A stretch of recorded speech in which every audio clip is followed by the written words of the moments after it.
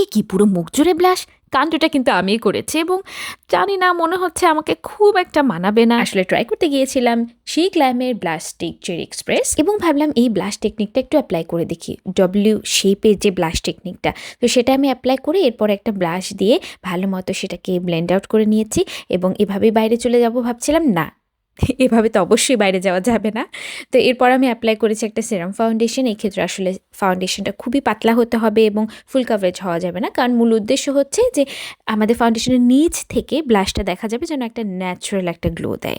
তো এ কারণে আমি যেটা করেছি, ব্লাশ ছাড়া বাকি জায়গাগুলোতে আগে আমি ফাউন্ডেশন অ্যাপ্লাই করেছি এবং এরপরে গিয়ে ব্লাশের জায়গাটাতে আমি ফাউন্ডেশন অ্যাপ্লাই করেছি, কিন্তু কোনো অবস্থাতে এটাকে ড্র্যাগ করে নিচে আনা যাবে না, তাহলে পুরো মুখই ব্লাশ ব্লাশ হয়ে যাবে। এই কারণে এই যে ড্র্যাগ করা যাবে না, সেটাই আমি দেখাচ্ছি।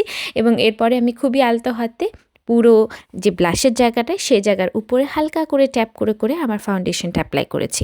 দেখতেই পাচ্ছেন ফাউন্ডেশনটা খুবই হালকা, একদম লাইট কাভারেজ এবং খুব সুন্দর করে নিচ থেকে ব্লাশটা দেখা যাচ্ছে। এটাই আমার মূল উদ্দেশ্য ছিল, কিন্তু আমার চিন্তা ছিল আমার নাক নিয়ে, যে আমার নাকটাকে বেশি লাল লাগবে কিনা। তো ব্লেন্ড করেছি আমি ভালো মতো। ব্লেন্ড করার পরে এই ফাউন্ডেশনটা এমনিতেও ব্লেন্ড করা বেশি ইজি। এরপরে আমি আমার নাকটাকে একটু হাইলাইটেড করে নিচ্ছি এবং কিছু কিছু জায়গায় এরকম করে আমার যে কনসিলার স্টিক আছে সেটা দিয়ে হাইলাইট করে নিচ্ছি।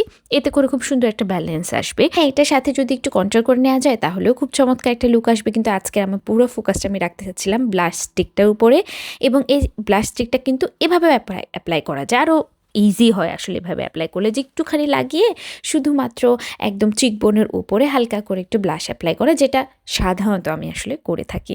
তো হয়তো বা আমি পরবর্তীতে এভাবেই অ্যাপ্লাই করবো, বা আপনারা আমাকে জানেন যে কোন অ্যাপ্লিকেশন মেথডটা আপনাদের কাছে ভালো লেগেছে। আর এই ছিল আগের মেথডটির রেজাল্ট, কেমন লেগেছে আমাকে জানাবেন। আর এই ব্লাশ স্টিকটা কিন্তু আপনারা পেয়ে যাবেন অ্যাফোর্ডেবল ডিজায়ার্সের পেজে। এটা টেক্সচার ফিনিশিং আমার কাছে বেশ ভালো লেগেছে।